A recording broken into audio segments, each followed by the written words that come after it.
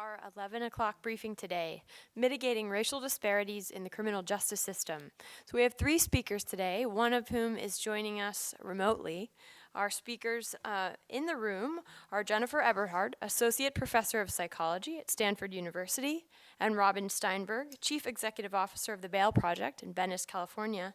And on the line we have David Yoakum, the Executive Director of the Policy Lab at Brown University. So we'll start our briefing momentarily with opening remarks from our speakers, including David Yoakum, and then we will have a Q&A. And I'll just note that during the Q&A, if you'd like to direct a question to David in particular, could you please announce that so that he can hear you say that and we can make sure to get the question to him. So without further ado, we'll start with Jennifer Eberhard.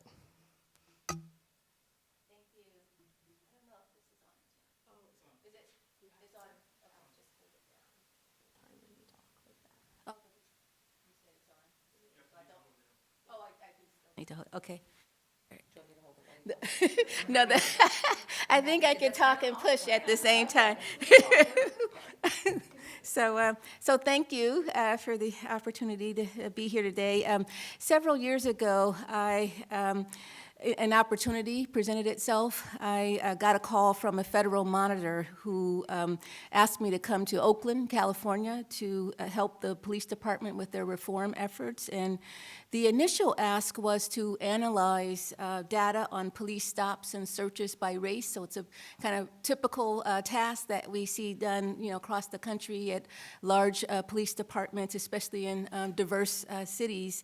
And so I put a team together, a team of researchers at Stanford, and we analyzed about a little over 28,000 stops over the course of a year and found, to no surprise, that there was racial disparities there. So although blacks made up about 28% of the population in Oakland, they represented around 60% of the stops police officers made. There were also racial disparities in terms of the search rate, in terms of the handcuffing rate, in terms of the arrest rate. I think the handcuffing rate was the one surprise for us. A lot of these are kind of standard metrics that people use to analyze stop data. The stops and searches and arrests and so forth, but it's less common to actually look at handcuffing. And we thought of looking at handcuffing because when we talked to people in the community, this was one of the things that they were concerned about, is that they would get pulled over for routine traffic stops and be handcuffed at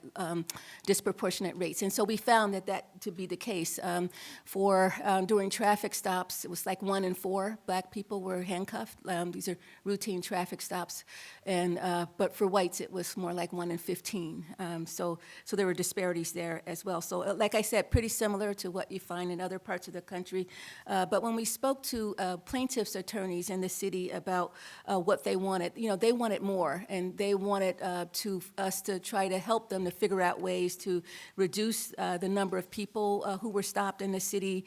And then they also worried about how blacks were treated during those stops. And so the handcuffing was kind of a part of that. And so they told me what we really want to know is what happens when the cruiser lights come on. And because they saw these routine traffic stops as a sort of one of the primary ways in which racial disparities are created in the criminal justice system, and they had a lot of concern about the potential for bias there. So with a team of social psychologists and linguists and computer scientists, we went to work trying to analyze not only just the information on the stop data form, but also the information on body-worn cameras. So we analyzed the footage from those stops in an effort to really try to get a handle on what happened when the cruiser lights came on.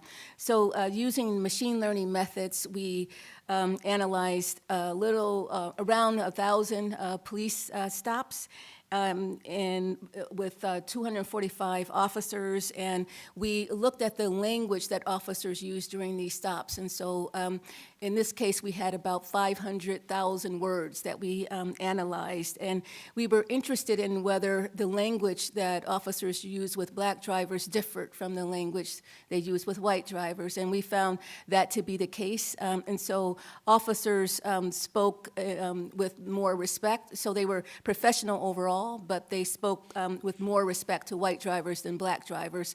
And we saw this respect deficit show up in a number of different ways. For example, even at the point of greeting the person that you're stopping, they would say sir and ma'am to whites, but they would say dude and bro and that kind of thing to black drivers.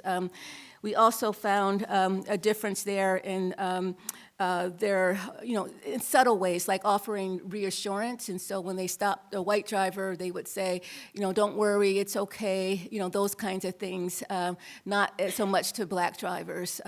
We also found they expressed a lot more concern for the safety of white drivers. They would say, drive safely, those kinds of things as they were closing out the stop, less likely, significantly less likely for black drivers. In fact, based on the words officers used alone, we could predict whether that officer was talking to a black driver or a white driver. So we were also wanting to help the department to dramatically reduce the number of stops. So not just what happens during the stop, but cutting back, how many people were stopped. And for that, we basically used a pretty simple technique here. I think a lot of people feel like these police community encounters are sort of negative and the conflict is intractable and so forth, but what we did was pretty simple. We added a checkbox to the stop form that they complete whenever they stop someone on the street, and the checkbox was, is this stop intelligence-led, yes or no? And so simply getting them to pause and sort of think about whether the stop is intel-led or not seemed to lead to a pretty big reduction in stops. So it led them to kind of pause, slow down, and sort of think about what evidence they had to make the stop rather than sort of just having a hunch or an intuition about wrongdoing.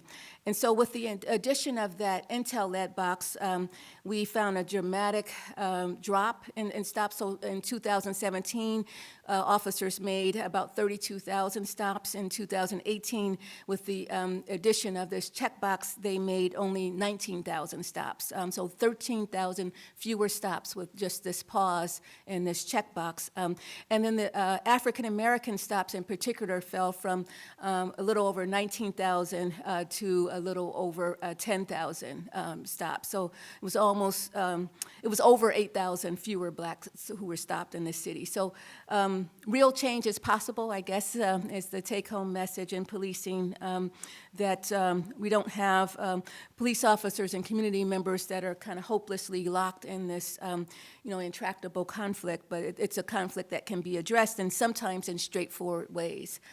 So I think I'm up for my time limit here. Thank you. That's great. Thank you. And David Yoakum, we can bring you online now for your comments. I believe I've unmuted myself. So back in 2015, the Metropolitan Police Department in the District of Columbia decided to roll out a body-worn camera program.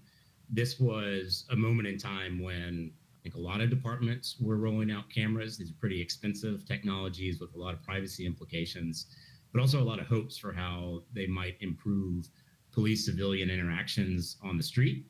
And those hopes weren't really known to be empirically validated quite yet. We weren't really sure if it was going to work that way.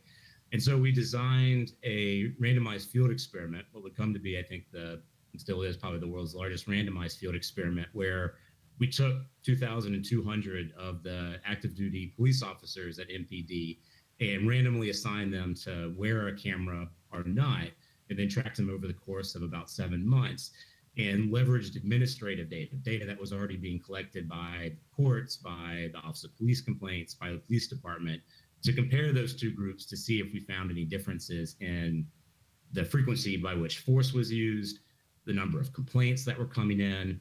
And actually, we had enough power here to start to look downstream in the courts to see if the availability of footage impacted how complaints and other types of matters were adjudicated in the courts as well. And we actually failed to find with confidence any meaningful difference in uses of force, in complaints, or in any of those downstream court outcomes. Although I'll say that for those downstream court outcomes, our power here, our sort of ability to detect effect sizes gets more tenuous just because the data gets messier. And so, sort of stepping back, I think our tightest finding on this, and what I often tell to police chiefs who are learning about the study, is that if you're expecting to see very large average treatment effects on something like a use of force or complaints count, this is a study that should give you a little bit of pause, a little bit of a cause to recalibrate your expectations on that happening. It doesn't necessarily mean that you shouldn't roll out a body-worn camera program. I think there are features of a null finding that you need to kind of think about. It might be that there are still really, really small effects that camera programs are useful for that just don't get picked up in an average treatment effect. Your jurisdiction might be different. There might be other types of benefits you're hoping to get, such as using the video footage for training purposes or other sorts of uses. But again, if your hope is that it can be a type of silver bullet for those average treatment effects, this is one that's going to hopefully facilitate more careful thought about really what you want to get out of this program. If you want to do it for some of those other reasons, then that could be its own justification. The one other thing I would just add here is that there's a part of this project story that I think is quite meaningful, that's a little bit above and beyond the particular finding about body cameras, and it has to do with the approach that we took to it. We wrote in advance what's sometimes referred to as a pre-analysis plan to document that details ahead of time the exact questions we're going to ask, the methods that we're going to use. And this is traditionally used to kind of reduce researcher discretion and how they handle the data based on some findings, so that sometimes intentionally or unintentionally, there can be a tendency to make data analytic choices that kind of put your thumb on the scale to get the conclusion you want. If you instead make methods choices before you know how it's going to impact the outcome, it's less likely that's going to happen. But for present purposes, the way we mostly use it was also to facilitate community discussions about value judgments, fundamentally. The most important questions to ask, to explain the method, what we were going to be able to learn and not learn. We actually took the pre-analysis plan and did things such as 11 different community events with, yes, usual entities you might think of like police unions and ACLU, but also with college students, high school students, a number of just community events where we talked in advance about the study. And I think what ended up happening when the results were finally released is that because we had front-loaded so many of those value conversations and gotten a lot of buy-in about the method to be used, once the results came out, it short-circuited, which is what often happens, which is a lot of quibbling about the method. We kind of already agreed this was the best method that we could use in this circumstance. And so I think the dialogue in the district about what to do next, what the study meant for policing in the district and other sorts of research to come out of this was much healthier as a result. And the other thing it did is it just helped facilitate some additional culture and capacity change in the police department. Today, they've actually now hired more data analysts and scientists in the department and are starting to run additional field experiments on other topics. And so I think this is a project that nicely illustrates both the important finding related to body-worn camera programs, but also how a project approach can facilitate a better type of community dialogue and increase the capacity of a police department to do projects like this in the future. Thank you.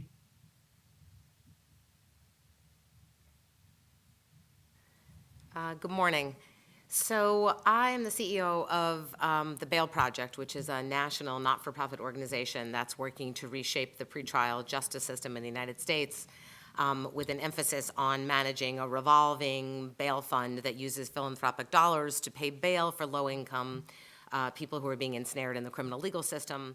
And as we're doing that, obviously as a direct service, but while we're doing direct service representation, we're also collecting data and trying to understand what the dynamics of the pretrial justice system are.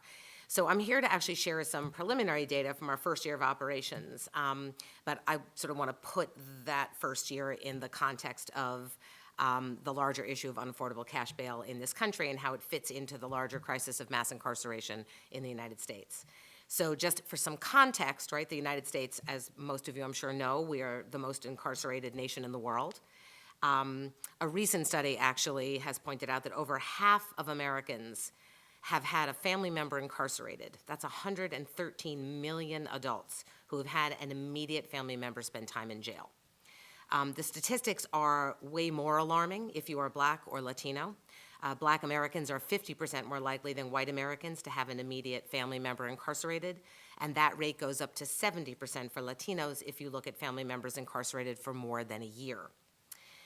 So what a lot of people, I think, don't really recognize about pretrial detention is that folks are being jailed before there's been a finding of guilt, and while they're still allegedly presumed innocent. And that pretrial detention is one of the key drivers of both racial disparities in our criminal legal system and of mass incarceration generally in this country. Pretrial detention accounts for almost 100% of all jail growth in America over the past 20 years is the result of pretrial detention, holding people in jail who can't pay bail.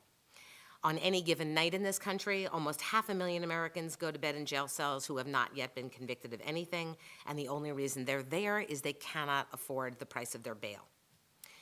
So what that translates into, which it's not doing, okay. My slide. Excellent, thank you. So that translates into about 2.5 million people being held in jail each year because they cannot pay bail.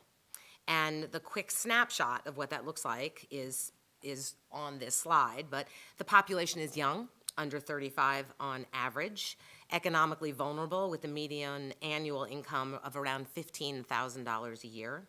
Black and Hispanic people are substantially overrepresented, and most of the individuals who are being held in pretrial incarceration because they can't pay bail, including nearly 2/3 of women who are detained, are parents and primary caregivers of children under the age of 18.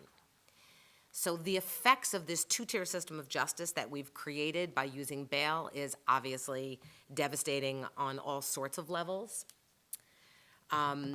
What happens when you're held in pretrial jail, other than the exposure to violence, the physical and mental deterioration that you experience when you're in a jail cell, the fear, the trauma to your family, the trauma to your community. But when you're detained pretrial, you are 30% more likely to plead guilty than if you were out free and able to fight your case. And as a result of that, you are 4 times more likely to receive a jail sentence than somebody who is charged with the exact same thing but is out on pretrial. And you receive a jail or prison sentence that is 3 times longer just by having been held in on pretrial incarceration. Once you plead guilty, obviously, that has its long-term devastating impacts. You have a criminal record that's going to follow you for the rest of your life. It's going to limit your access to education or to housing or to employment. This also comes at a tremendous cost, not only to the individuals who are affected, to their families, to their children, but also to their entire community that has been devastated by the criminal legal system as it's grown, and to taxpayers in this country who spend nearly $20 billion annually on local jails, most of that directly for pretrial detention, meaning holding people in jail cells who can't pay bail. So the intervention, right, that we have, and when we think about it, is there a different way of running a pretrial system that is not based on money, right? Bail, by definition, was supposed to be a form of release. That's what it was created to do. The idea was really simple. The idea was if you put bail in the right amount that somebody can pay, they can pay it, and it would give them some skin in the game. It would give them money to lose, and that was supposed to create the incentive for people to come back to court. And frankly, the entire pretrial justice system has been sort of predicated on an assumption that it was money that was driving people to come back to court, that that was the thing that would create the incentive. And so the question we really had was, is that actually true? Is that underlying assumption that this system has been built on actually true? Do people need a monetary incentive to get them to come back to court? The answer very simply is not at all. And how do we know that? Well, 12 years ago, I co-founded an organization called the Bronx Freedom Fund. It was the predecessor of the Bail Project, our current project, and it was a small revolving bail fund that we set up in the South Bronx, where we began to use philanthropic dollars to pay people's bail, which meant we removed, right, the idea that it was somebody's money or somebody's family's money that was providing the incentive. By creating the revolving bail fund using philanthropic dollars, we wanted to really test, would clients come back?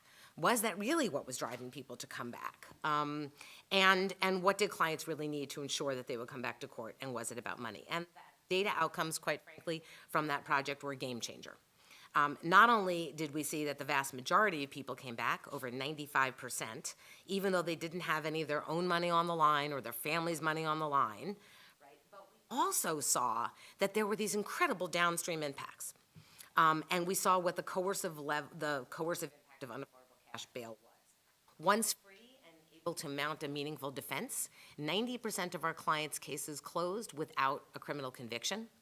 Over half of the cases were dismissed outright, right? And very few people wound up getting any sentence that involved incarceration. So that was an interesting finding. Not only were we able to smash the myth that it was money that was going to provide the incentive for people to come back to court, since clearly nobody had skin in the game using a philanthropist's dollars, right, to get out, but the downstream impact on people's cases, which ultimately have downstream impacts on people's life outcomes and futures, were sort of staggering. And so the question then for us came, could we take this model and spread it across the country, and would we get the same results? Enter the Bail Project. So for the past year, since we launched in January, we have been scaling this model of the revolving bail fund model across the country to a wide range of jurisdictions, and we have paid thousands and thousands of bails, close to 4,000 actually, in the first year. So, but one of our very first bail project sites was in St. Louis, Missouri. And what I'm happy to share with you is that we have crunched those numbers and looked at that data over the past year, and the results are incredibly promising. In just 1 year, our St. Louis team has posted over 1,300 bails on behalf of clients. Our clients have made 94.4% of their scheduled court appearances, again replicating, right, what we learned in the Bronx, which is money is not what creates an incentive for people to come back to court. And in the city of St. Louis, 53.4% of their cases were resolved with the dismissal of all charges. Again, replicating exactly what we saw in the Bronx. The data provides an additional sort of proof point that cash bail is not only unnecessary, but incredibly coercive when set at unaffordable amounts that force people to choose between pleading guilty to get out and go home to their families, or hold on to their innocence and try to fight their cases, which results in staying in jail for days or weeks or months or, yes, sometimes years. So given the data, the question we have is, what's the alternative? We think there's a rather simple answer. The overwhelming majority of people can be released to their communities while their cases are pending. We, at the Bail Project, call this model community release with voluntary services. And what we're trying to do is shift the lens of pretrial incarceration from isolation and jail to what do you need to come back and how can we support you? What it turns out, and we know this from our decade of data in the Bronx, but also now from the data that's being replicated in St. Louis, people simply need effective court notification systems. That's what they need. They need to be notified in a relevant, effective way about when their next court date is, and they will come back to court the overwhelming majority of the time. And they need to be connected to support services when they're needed. And they need somebody to problem solve what happens when an issue comes up that prevents you from going back to court. Even when we look at the quote-unquote failure to appear rates, what you see time and time again, it's not an intentional failure to appear as much as I had a childcare crisis, I couldn't find a babysitter, I couldn't get transportation to get to court that day. My mother was in the hospital and I was in the emergency room, and so even looking at the data about failure to appear and what's an intentional failure to appear versus not, I suspect these numbers will get even better over time. So rather than perpetuating the economic and the racial inequality and filling up our jails with people who've not been convicted of anything, we can use our data to inform sound policy moving forward and to hopefully bring about a pretrial justice system that is fairer, that's more humane, efficient, and ensures that people come back to court while not devastating them and their families and their communities by holding them in jail cells when they haven't been convicted of anything. So thank you. Thank you so much. Thanks to all of our speakers and David on the line. Okay, now we will open the floor to questions. If you have a question, please raise your hand. We'll bring a mic to you. Kindly state your name and affiliation before your question. Our first one is right here in the second row. Claudia Dreyfus, The New York Times Science Times. Hello, Robin. I'm curious, how did you get this idea? That's a good question. It's a great question, and it's a great human story. So I spent most of my career as a public defender.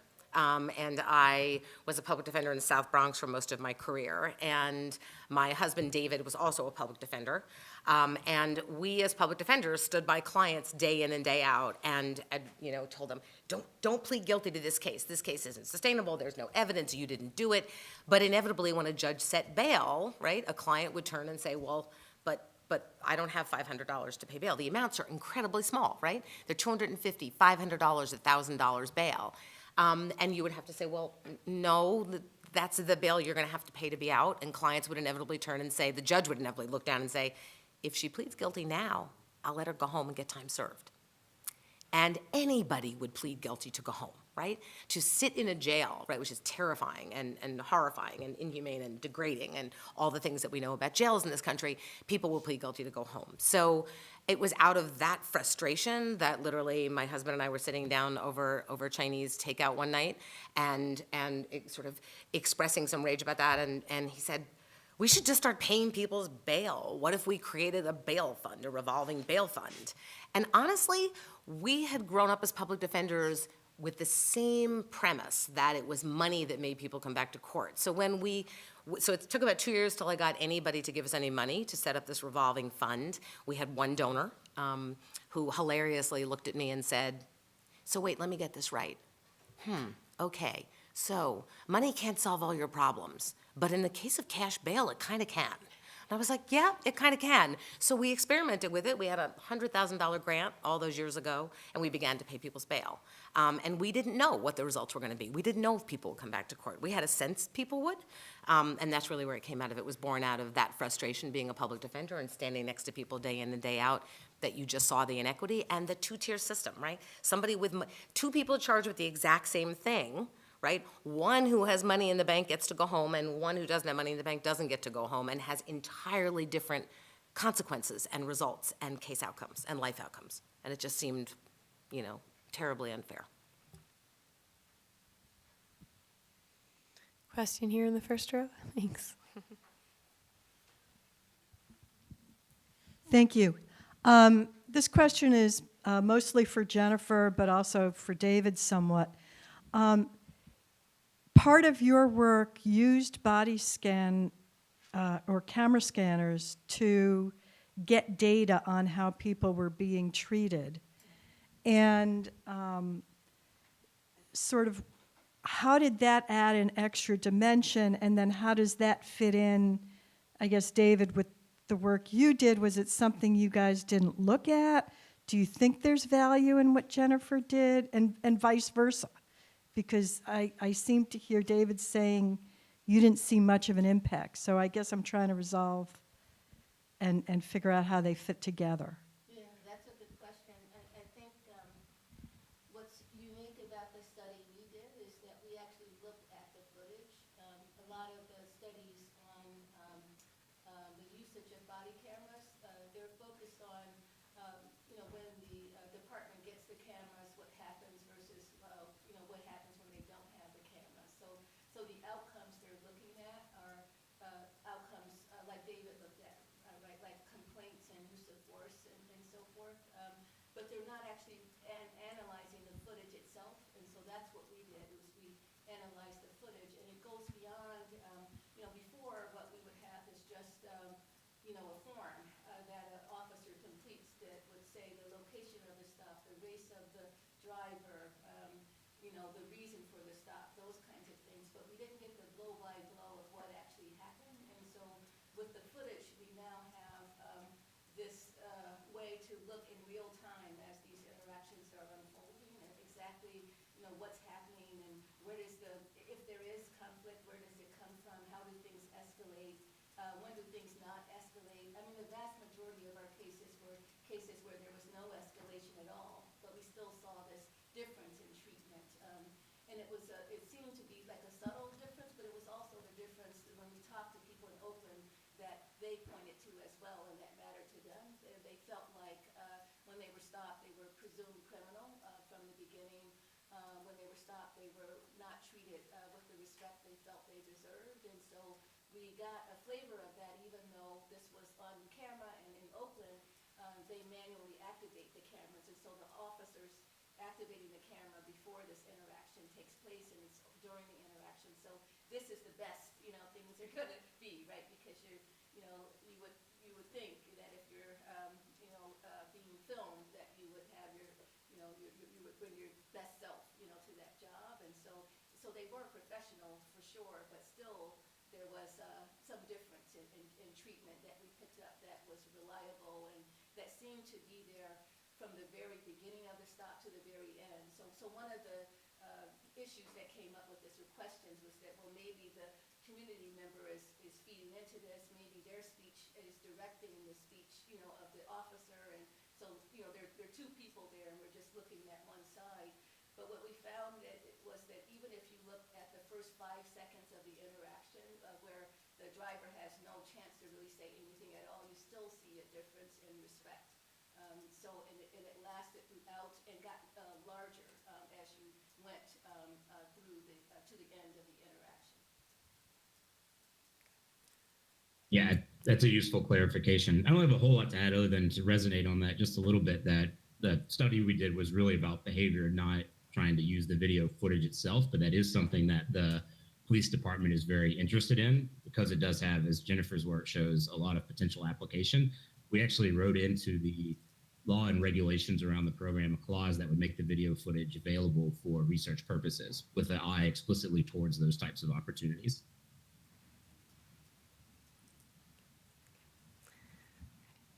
Next question. Oh, next question here again, Claudia. Here comes microphone. Yep. Then he'll be able to hear you well too. Hello, David Brown. To follow up on this line of questioning, I'm curious, why wouldn't you want to, or why didn't you analyze the content? Wouldn't it seem obvious that the content is everything, or a lot of the story? Oh, it's mainly a logistics issue. We didn't have the resources at the time to actually watch and parse all the video footage. It's kind of in the works to try to do that moving forward. But the questions that we were asking are about the behaviors of officers. This is mapping back to the underlying thought that if there are cameras on the scene, then officers and civilians might behave differently. And so an escalation that would lead to force being used or some sort of improper behavior that might generate a complaint would actually be reduced. And so for that question, the metric that we really wanted to look at was some of that administrative data on whether use of force and complaints actually occurred. And so you can answer or get a start of answering that question without having to actually watch all the video footage. But again, I agree with you, and I think we see a nice example of it with Jennifer's work, that there's a lot of additional things that can be learned if we get into the video footage itself. But there are some questions that you can't answer with that. So in this instance, for example, we're making a comparison between those officers with a camera and those without. And so for making that comparison, we of course can't watch the video footage of the control group because they don't have any. There's no cameras there. So we need a different outcome like that administrative data I was describing. Thank you. Okay, we have a question in the back. Hi, I'm Bonnie Berkowitz from the Washington Post. I was curious, this is for Ms. Eberhardt. Other than the ma'am, sir, dude, bro, addressing people differently, were there other vocabulary differences? And also I wondered if there was an age component to that. So, yeah, there were, other factors. So the apologizing was different. More likely to apologize with white drivers and black drivers. The offering of reassurance, that it's okay, don't worry. The expression for the concerns for safety, those kinds of things. One of the, I think, issues, just to get back to Claudia's question too, is that the reason why people don't look at the footage is just because it's an enormous task to look at this much footage. It's just, you can't, you have somebody and sort of sit there and go through the whole day with every officer, and especially when you're in these large departments. And so that's why what we did was to team up with linguists and computer scientists so that we could figure out ways to develop algorithms that could automatically comb through all the data. So once we knew what words people associated with more respect or then we could use those words and then have, use machine learning techniques to go through and look at all of the data and then look at the, sorry. Were you able to hear what I said before? Okay. So if you have these machine learning techniques, then that you can use, you don't have to have a human being there sitting, going through, hundreds of thousands of hours of footage. And so it's something that departments themselves potentially in the future would be able to do. So we're working towards that now, trying to automate this procedure more, so that it's something that departments can use to kind of, police themselves or monitor themselves so that they actually know what's happening on the ground in a way that they don't now. So it looked for what you asked for as opposed to like coming up with certain words that were used more or less. Oh, I'm sorry. It looked for what you asked for as opposed to coming up with words just that it noticed over and over again that it used for some people rather than others. Is that right? Yeah, Or so am I so it was understanding that right? based. So on there are a couple different ways we did this.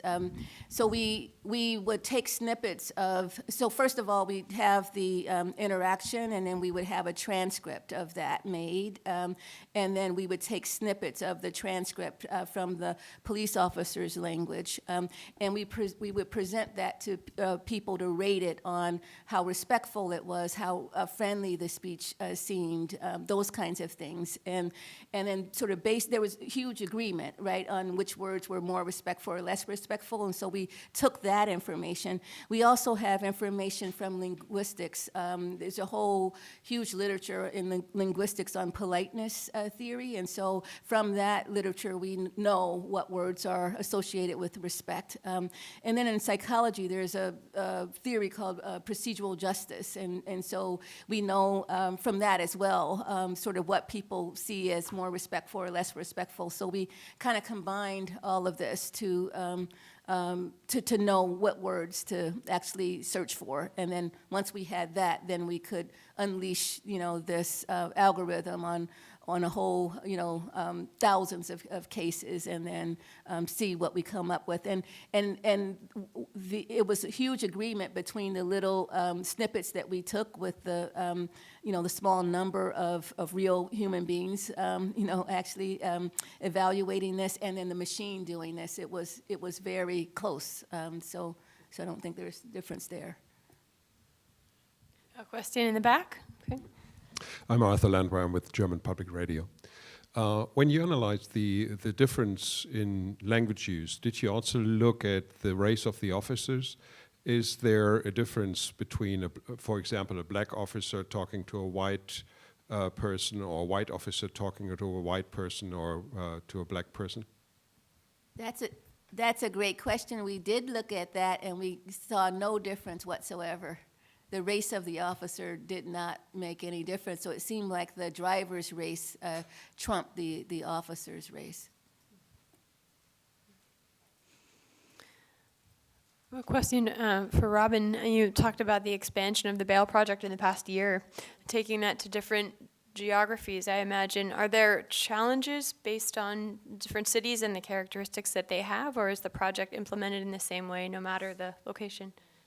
So what we're trying to do, we're up and running in 11 different sites, and what we're trying to do is look at a national portfolio and actually find sites that are representative for others. So we're looking at demographics by race, by political leaning, by population, right, urban, rural, and trying to test the revolving bail fund model in different jurisdictions that have different characteristics, but what we find in Oklahoma may have relevance to what we might be able to argue about policy change in Arkansas or in Kansas or in jurisdictions that look similar, but what we learn in St. Louis may look more like what we're learning in other jurisdictions that have similar demographics, so we're carefully looking at creating a national portfolio. And it occurred to me, one of the things I failed to sort of say about the revolving bail fund is bail money comes back at the end of your case if you make all your court appearances, right? Which is why it is able to sustain itself, right? Because the idea about getting people to come back to court is that the bail money at the end of the case will come back into the fund, so it revolves over and over again. And so in New York, we're able to use like $1. $1 could be used 2 or 3 times a year to pay bail for people, and that's why it's a sustainable revolving fund. Question over here. Hi, Josh Fishman from Scientific American. This is for Jennifer. Could you talk a little bit more about the intervention that you tried, that checkbox? When, during the process of a traffic stop, does that come into play, and why do you think that it had the effect that it did? Yeah, that's a really good question. So when we produced a report back in 2016, just the standard report on stops and searches and so forth, and found these disparities, and a lot of, the officers in the police department were upset with the report because they felt like, that all their stops are intelligence-led, and that we didn't factor that into our regression models and so forth. But it was hard to, right, because they weren't actually keeping track of that. And so they would have emails and different things, but we couldn't, it wasn't quantifiable, and so we couldn't actually put it in the regression model. So we felt like that was a fair question, but we can't analyze things we can't analyze data we don't have. And so we sat with them. There was a deputy chief there who formed a focus group, and so we, of officers and sort of people in sort of different parts and different roles and different levels of experience in the department, and so we all sat together and figured out how to create a metric to track this. And so once we created that metric, all of the officers were trained on how to do it. It was interesting, too, because they were all saying, 100% or 90% of their stops are intelligence-led, but when we asked them to define what intelligence-led meant, everybody had a different definition of what it meant. And so one of the goals was to just, define what it was, and then to train them on how to use the form and so forth. And so there's a checkbox, yes or no, was it intel-led or not?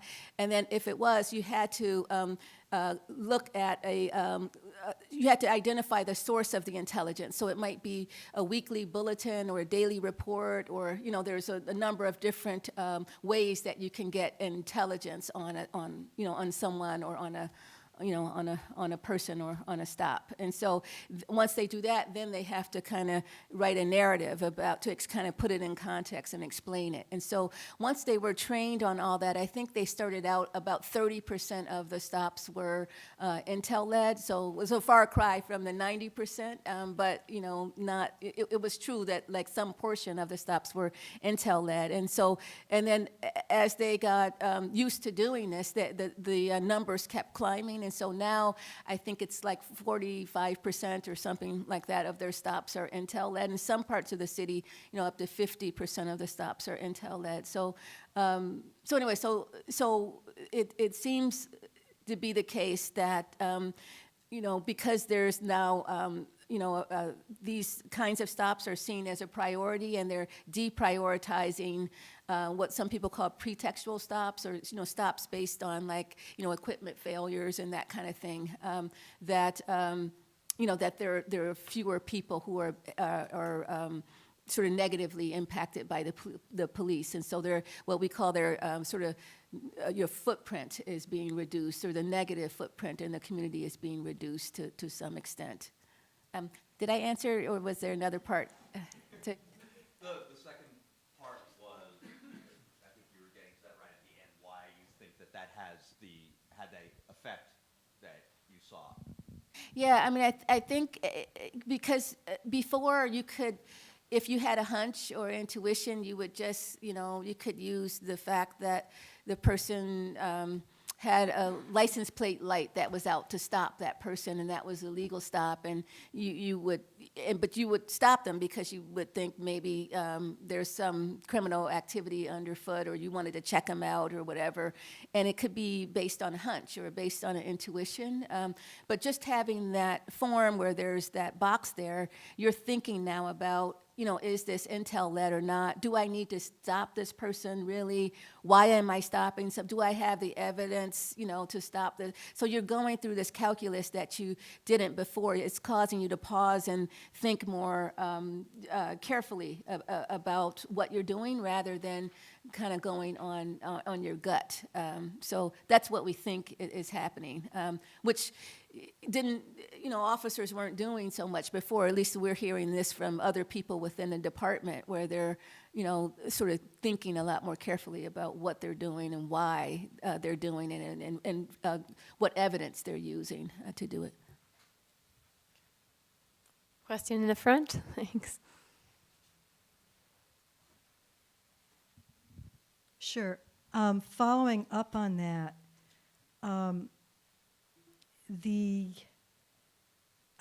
you had the statistics on the numbers of stops afterwards.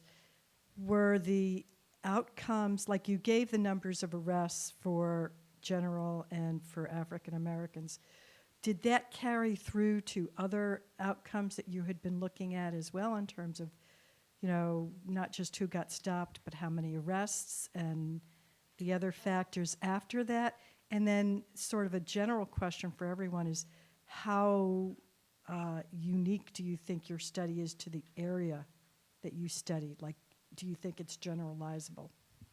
Yeah, I mean, I think, we definitely want to look at this in other departments. I think it could be a useful tool. I forgot, I'm glad you asked that question because I failed to mention that one of the reasons why, the officers make so many stops is because they believe it's a good crime fighting tool, and so the more stops they can make, the better, and that's going to drive crime down. But what we found was that even though officers were making way fewer stops, the crime level continued to fall. So you can fight crime and not have to stop everybody. You could just be more focused and intentional about who you stop. And the arrest levels remain the same. They were level, but the crime rate continued to fall. And so that doesn't seem to be the case, that you need to stop that many people to fight crime. And do you think it's generalizable? Well, I don't know. I mean, it's an open question. We want to actually look at this in other places now. For example, LA is having similar kinds of issues to Oakland in terms of the number of stops, and there's worry about that. And it's the same kind of argument they're making, right? That we need to stop this many people because this is one of our main crime fighting tools and so forth. But it would be interesting to see if we implemented something like that there, if it would be the same outcome we're seeing in Oakland. David, did you want to add anything to that question? Yeah, I think for the RCTU district, I do think on the one hand, it's likely to provide some insights into the course of how behavior changes or not when you're wearing a camera. But there's another angle of this, and I've had these conversations with other chiefs of police and officials at other jurisdictions who point out, rightly, that the District of Columbia is somewhat unique. As the nation's capital, the officers there have training to be able to handle presidential protests. There's a particular reform history over the last 20 years.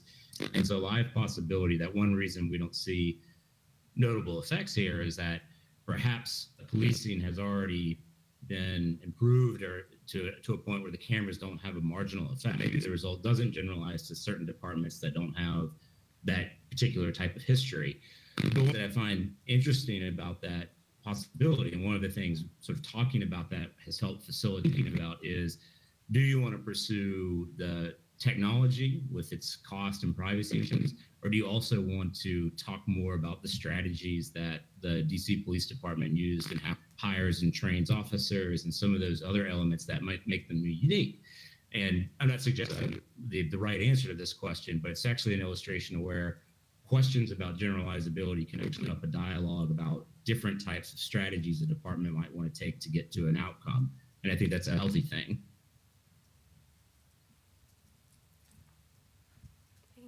Any other questions?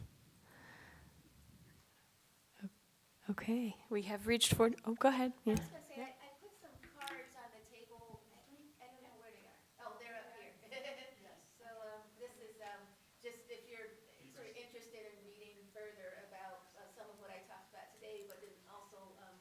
Oh, also racial bias. I have a book that's coming out next month, and so there's information on these cards here about that. Thanks. Thank you so much. That was fascinating. Thank you to all of our speakers. I appreciate it very much. Thank you.